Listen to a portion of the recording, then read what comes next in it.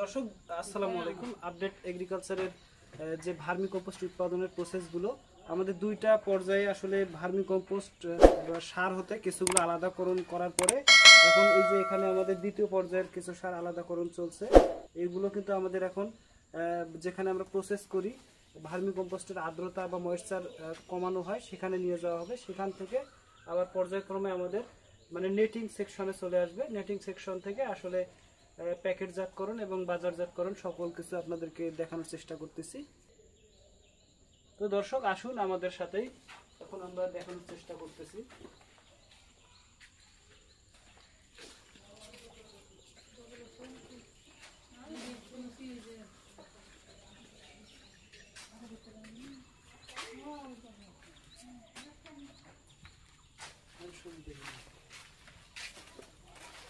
দর্শক এগুলো হচ্ছে আমাদের প্রসেসকৃত আসলে সার। এগুলো ভার্মি কম্পোস্ট আমরা ক্যারেট থেকে আলাদা করে নিয়ে এখানে মানে গোদামজাতকরণ বা স্তূপ আকারে আমরা রেখেছি। এই সারগুলো এই মানে গোডাউনে আসলে আমাদের ময়েশ্চার কমে, কিছুটা ময়েশ্চার যখন কমে যায় তখন আমরা এই সারগুলো নেটিং করার জন্য নেটিং সেকশনে নিয়ে আসি। এখন আপনাদেরকে দেখাবো আমাদের যে সব রেডি সারগুলো কিভাবে নেটিং করা হয়।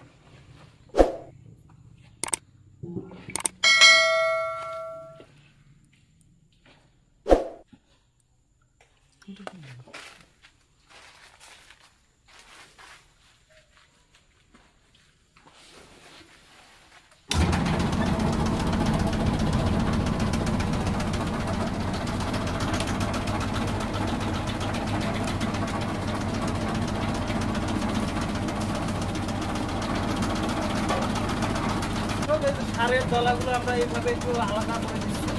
এভাবে করে দিলে আমাদের সারগুলো ভালোভাবে মিশ্র করতেছে।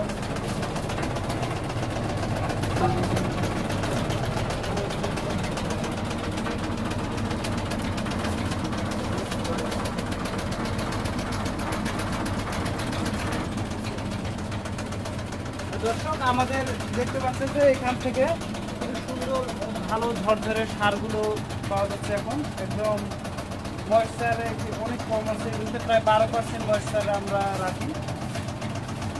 এখন এই সারগুলো আমাদের একদম প্যাকেটজাত থেকে বাজারজাতকরণ পর্যন্ত এইগুলো এখন প্রস্তুত হয়ে গিয়েছে।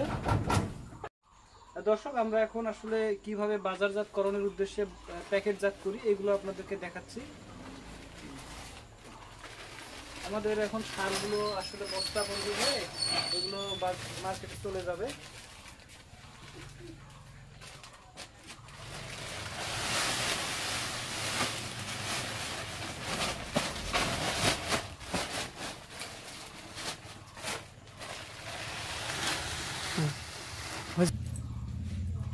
দর্শক আমরা শেষ পর্যন্ত আসলে দেখানোর চেষ্টা করলাম মোট 3টি পর্বের মাধ্যমে ভার্মি কম্পোস্ট একদম ক্যারেট পদ্ধতিতে উৎপাদনের যে সম্পূর্ণ যে প্রসেসগুলো এগুলো আমাদের এই 3টি পর্ব দেখলে আপনারা নিজেরাও ভার্মি কম্পোস্ট উৎপাদন করতে পারবেন। এবং আপনাদের যদি নিজস্ব খামারে বা ফসলের জমিতে উৎকৃষ্ট মানের ভার্মি কম্পোস্ট প্রয়োজন পড়ে তাহলে আমাদের স্ক্রিনে দেওয়া নাম্বারে যোগাযোগ করতে পারেন। ধন্যবাদ।